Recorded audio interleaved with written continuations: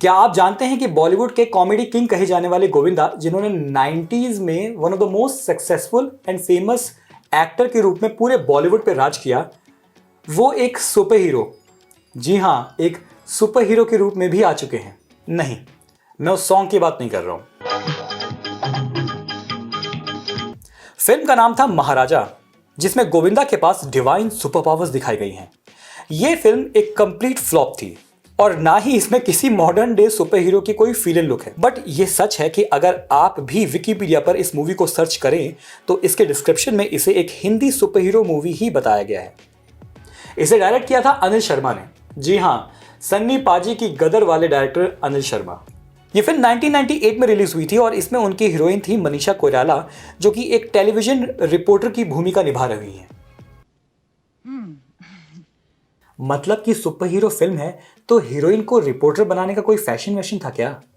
Anyways, अगर आप गौर से सोचें तो किसी भी समय के सुपरस्टार को कभी ना कभी एक सुपर हीरो बनने का मौका बॉलीवुड में जरूर मिलता है, चाहे वो अमिताभ बच्चन हो, शाहरुख खान या ऋतिक रोशन। इवन गोविंदा भी ऐसा रोल निभा चुके हैं। अब ये फिल्म तो बॉक्स ऑफिस डिजास्टर थी, लेकिन ये सच है कि 1990s में गोविंदा का स्टारडम, उनकी पॉपुलैरिटी और उनकी मूवीज का बॉक्स ऑफिस कलेक्शन किसी सुपर हीरो मूवी से कम नहीं था। इनफैक्ट एंटायर 1990s में गोविंदा ने some of the biggest blockbuster comedy movies हमारे इंडस्ट्री को दी हैं। ये एक ऐसी लेगेसी है जो आज तक कोई रिपीट नहीं कर पाया है। As a matter of fact, आज तक कॉमेडी मूवीज तो बहुत सी बनी हैं, लेकिन जिस स्टाइल में गोविंदा की फिल्में बना करती थी वो स्टाइल अब मौजूद नहीं है।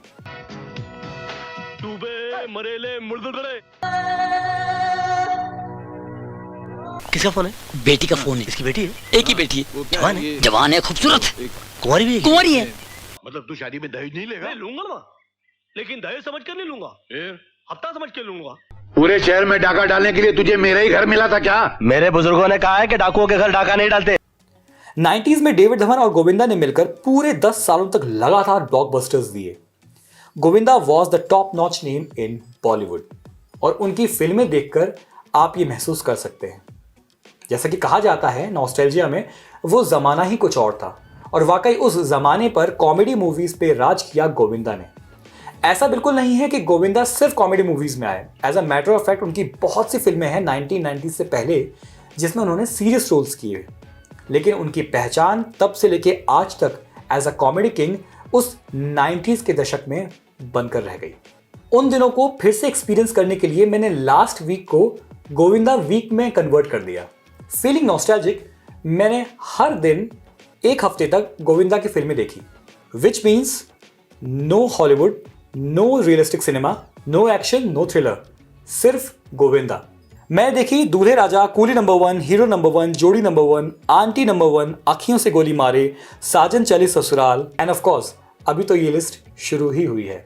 और ये कहने में कोई डाउट नहीं है मुझे कि Govinda definitely was and still is considered to be the comedy king of Bollywood. ये बिल्कुल सही है। मैं तो कहता हूं कि एक वीक का ये एक्सपेरिमेंटल कॉमेडी सेशन किसी के लिए भी मेंटल हीलिंग का काम कर सकता है।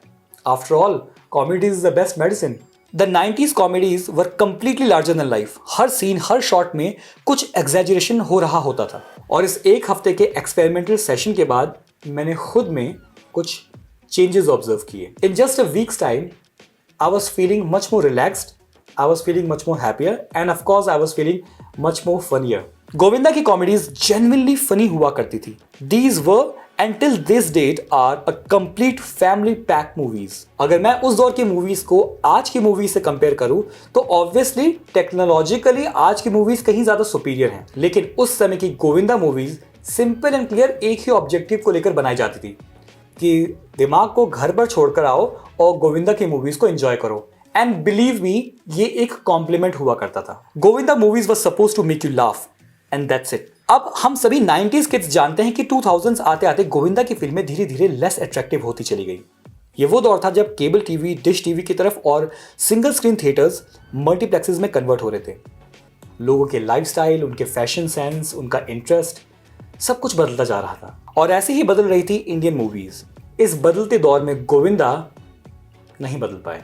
जहां इंडियन सिनेमा ग्लोबल होता जा रहा था, गोविंदा की मूवीज अभी भी वही 90s के दौर को रिप्रेजेंट कर रही थी। ये वही समय था जब गोविंदा ने पॉलिटिक्स भी ज्वाइन कर ली। This and a couple of more not so good decisions, Govinda धीरे धीरे लीड रोल से गायब होते चले गए। लेकिन आज भी अगर आपको वो टिपिकल गोविंदा कॉमेडी देखने को मिले तो मैं दावे से कह सकता हूं कि you won't be disappointed. I mean कुछ फिल्में तो without a doubt genuinely funny है। मैं आज के जेनजीज को डेफिनेटली ये रिकमेंड करूंगा कि गोविंदा की कुछ ब्लॉकबस्टर कॉमेडीज तो जरूर देखें और उस गोल्डन एरा कॉमेडी को एंजॉय करें। एट द एंड मैं यही कहूंगा कि हम सभी गोविंदा फैंस ये डेफिनेटली चाहते हैं कि गोविंदा अपना कमबैक कुछ नए एक्सपेरिमेंट्स के साथ में करें। ये वो समय है जब एक्टर बॉबी देओल जब लॉर्ड बॉबी बन सकते हैं, तो आखिर हमारे चहेते गोविंदा एक नए रूप में वापस हमारे सिनेमा घरों में क्यों नहीं आ सकते। मैंने जो कुछ भी आज के इस वीडियो में आपसे लोगों से डिस्कस किया है, मेरा ये मानना है कि ये केवल मेरे ही थॉट्स नहीं है, बल्कि मेरे ही तरह ऐसे सैकड़ों हजारों लाखों फैंस के थॉट्स हैं। आपका इस बारे में क्या कहना है? क्या आपने वो सुपर हीरो मूवी महाराजा देखी है? क्या आपने गोविंदा के वो कॉमेडी एरा को एक्सपीरियंस किया है? अगर किया है तो मैं चाहूंगा कि आप कमेंट बॉक्स में ज़रूर हमारे साथ इंटरेक्ट करें, वो लिखकर अपनी फेवरेट मूवीज़ के नाम बताएं और बताएं कि आखिर किस लुक में आप गोविंदा को आज के दौर में देखना चाहेंगे। So this was the video guys. Thank you so very much for watching this video. Like it, subscribe to the channel, share the video with others. Thank you so very much. Goodbye and God bless you.